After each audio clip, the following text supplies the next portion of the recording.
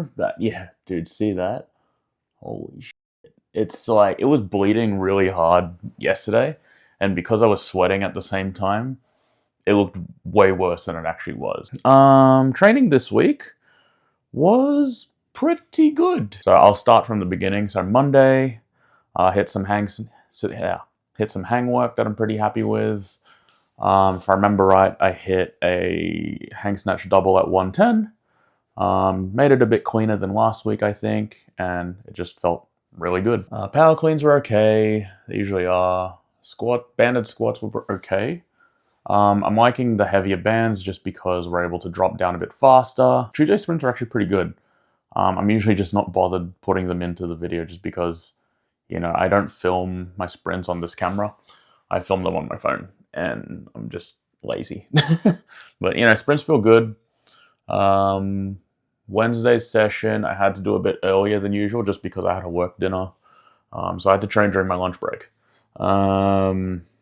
Yeah, so I had to it was a hard session, that one. I just couldn't wake up because I don't really like training during the middle of the day.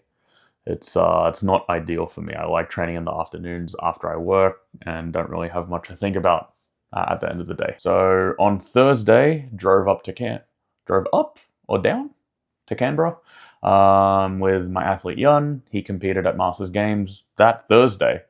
Neither of us could get Wednesday off work, so we had to drive down the morning of his competition. Thankfully, it didn't really seem to affect him too much.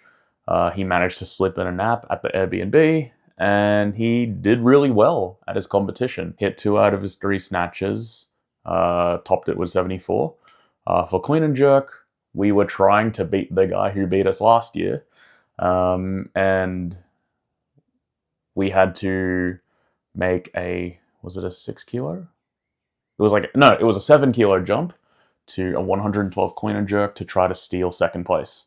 And he managed to do it. He was just moving really, really well that day. For me, that's a pretty big accomplishment, to get one of my athletes into a more competitive feeling session and, get some medals as a result of it. He was going to be third, even if he missed it, but, it makes it that much sweeter knowing that you go for it and then you just succeed in that way. It's a rare opportunity that pops up, and I'm really glad that he was game enough to take that opportunity and make the lift. And some of those lifts were some of the best that I think he's done in a long time. So he did really, really well. I'm really happy with how things panned out for him. He competed Thursday. We chilled out in Canberra on Friday. Watched a bunch of my friends compete that day too. Saturday, drove home in the morning, and then I would train Saturday afternoon around 4 p.m. I got home around 1:30, if I remember right. Couldn't really sleep. I tried to get a nap, but I just couldn't wind down. Instead, I was just on my phone and on the computer. My fault. But, yesterday's session went really, really well. So, really happy with it. You'll see it. I'll edit the whole thing.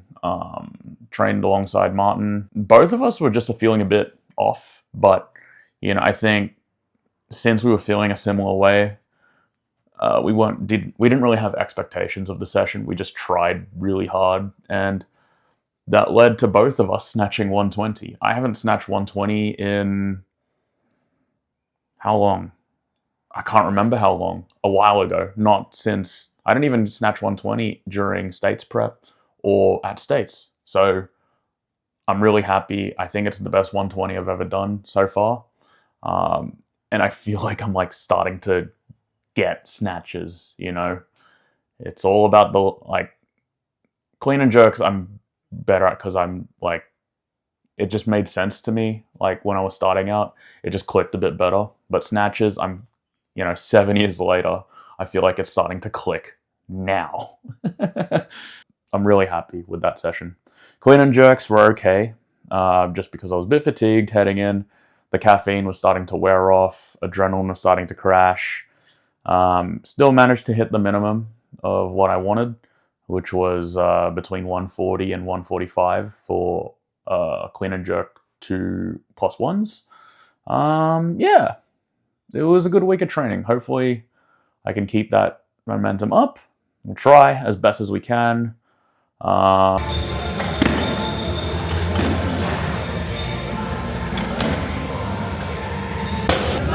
Obviously brand new, yeah, well, I think I'm more than 2 grand. I think size 9 would be like...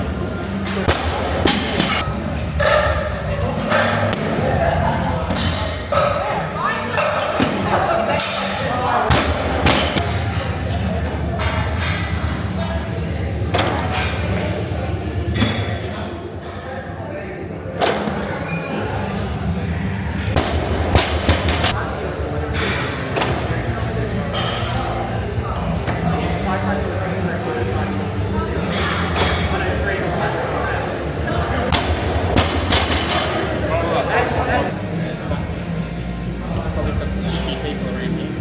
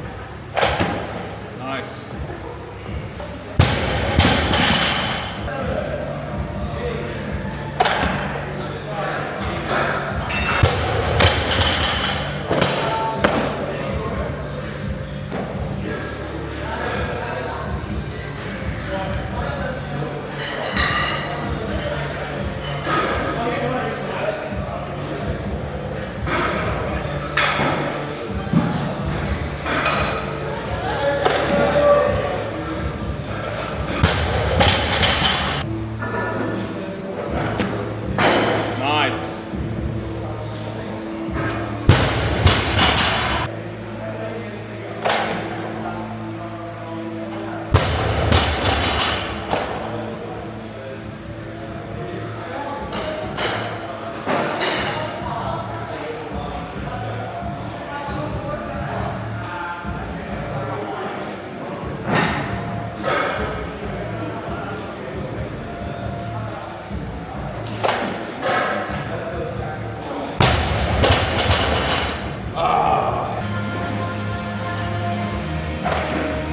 Nice.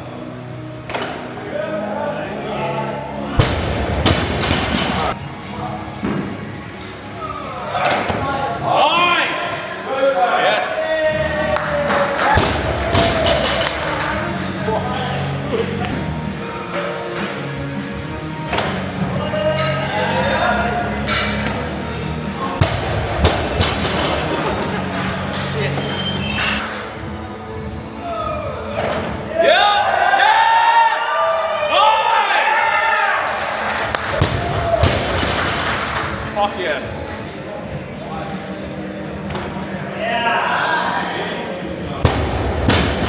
Alright, run 20. Huh? That felt good.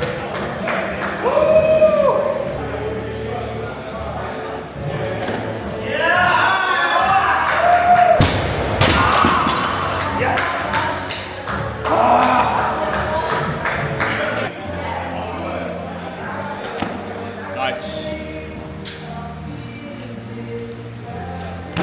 Yep.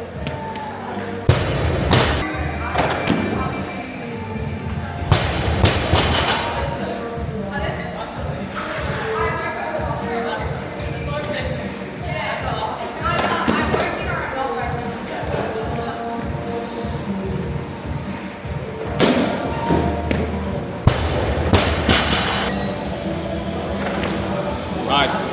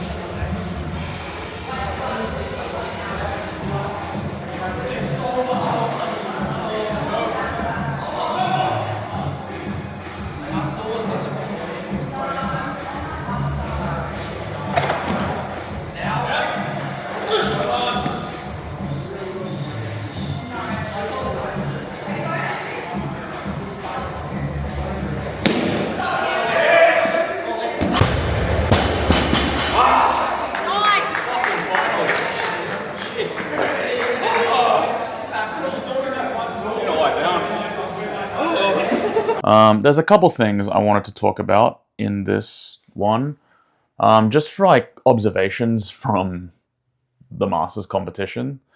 Like there are so many different like attitudes, I think. I don't know if attitudes is the right word, but personalities, in terms of, you know, how people compete and all of that. And I think a lot of it stems from, you know, their training environment.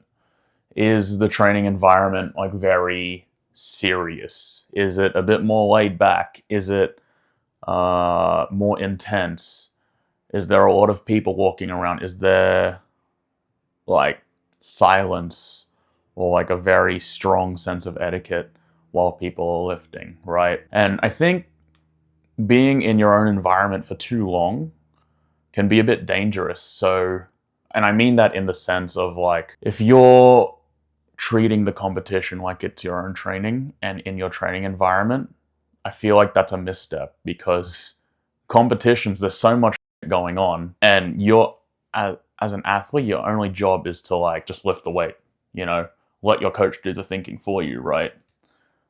If you treat the warm-up room like it's your training room, or like your training gym, or the platform like that, I feel like that's where the development of frustration because of factors out of your control happens, right? It's on you to lift the weight.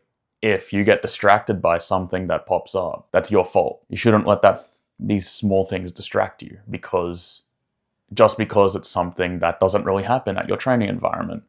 You know, not everyone is aware of the etiquette at a competition, because you want to get as many people in to the competition as possible. You want to get as many spectators, as many athletes, as many coaches. And if you're like, I don't know if it comes off as like, I guess pompous is the word I'm looking for. I don't know. If you're trying to make weightlifting popular, you can't be yelling at people who don't know the etiquette, because that'll just turn them off it, you know, whether they're because that'll give them a bad experience, you know, being yelled at by an athlete. You know, it's not an ideal thing to experience as a spectator. You're just there to watch. You're there to support someone you know, like, you know, a partner, a friend. Less serious people, just in terms of like, they're focused, but they're not too attached to how they perform.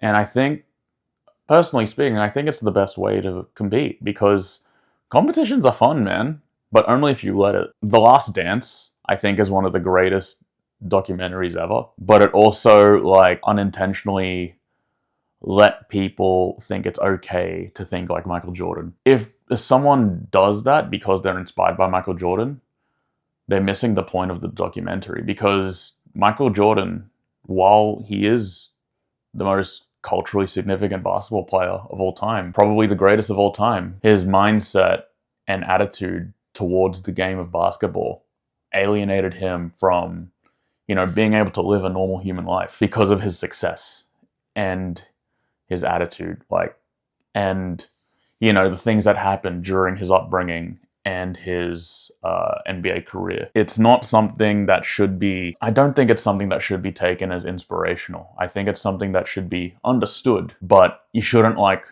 force yourself to think in this way because it's just what Michael Jordan did, right? I really loved that documentary because it was about the entire Chicago Bulls team and that run of a lifetime of 6 years, because he was so gifted and he worked so hard and he had the killer mentality to do all of that, or it leads to the successes that he's had. But there are people who succeed who have significant achievements within basketball and other sports, but don't necessarily think like that. I think two good examples, LeBron James and Steph Curry. LeBron James, he took on the pressure that he would be the next Michael Jordan, and he's rolled with it to the point where it's era defining. LeBron James. If you don't know anything about LeBron James, you at least know his name. He's one of those people, just like Michael Jordan. He has the most points ever in the NBA, and that's mainly attributed to his talent, his physical development, his ability to captain a team very, very well, and his athletic longevity.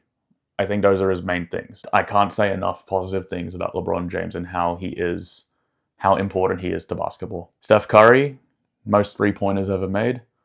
He changed the entire game of basketball. I go for the Celtics, right? A lot of the Celtics game is formed because someone like Steph Curry exists. They would go for a lot of three-pointers, the Celtics. And that wouldn't be the case if Steph Curry wasn't as successful as he is. Because, over time, three-pointers obviously have more value than two-pointers. Both those guys, they don't have this borderline toxic headspace that forces them to succeed. They succeed because they hone their skills, they work with their team, they seem to be pretty positive role models for people. Michael Jordan's not really a role model. He's just insanely good at basketball. But that's why we love him. Because he sacrificed his humanity, basically, for the love of the game. And look where he is now. Everyone knows his name. He's the greatest of all time.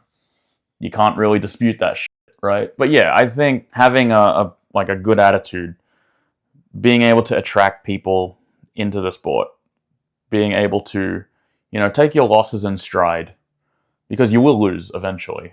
You're never gonna win weightlifting all the time. Even Lasha loses at some point, whether that be to someone else or to age. You lose at some point. There's nothing you can do about it, but you just make the best of what you have at that point in time, because you will lose, and that's not a bad thing. Losing isn't a bad thing. It's only a bad thing if you let it be. It's just a part of playing a game. Weightlifting's a game at the end of the day. It's a sport. It's brutal, but that's why we love it so much. It's unforgiving, but it's also extremely rewarding when you're able to, feel really good and execute your lifts really, really well. When you improve, try to repeat it as much as you can. When you lose, understand why. Why did this person walking in front of me distract me? Is it because I'm precious as fuck, or was I just not focused on the lift as much? You got to do the internal work and understand why. Yeah, pretty confident I'm not concussed. Yeah, I don't even know what I'm going to title this one, but I really like what I talked about here, because I did not write any of this. I just spitballed and it snowballed from there, and we're here. 3 weeks till nationals. It's exciting. This is the most excited I've been for a comp in a long, long time. So I'm keen for it. And it's not like a burnout feeling. Sure, I'm a little sore, but that's to be expected when you're trying really, really hard. So we'll just keep going.